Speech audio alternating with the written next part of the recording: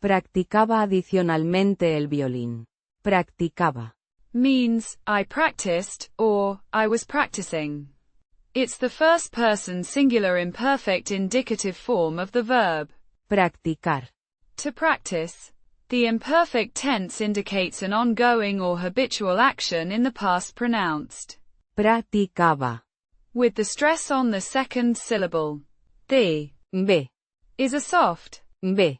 sound. Adicionalmente. Means, additionally, or, in addition.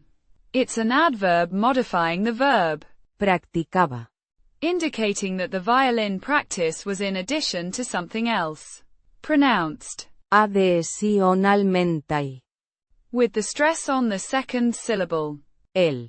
The definite article meaning, there. It's the masculine singular form, agreeing with Violín. violin. Pronounced El. a short and simple sound, similar to the English L. Violín. Means, violin. It's a masculine noun. Pronounced vee-oh-leen. with the stress on the second syllable. The V. sounds like a soft V, as in English. Putting it together. Practicaba adicionalmente el violín.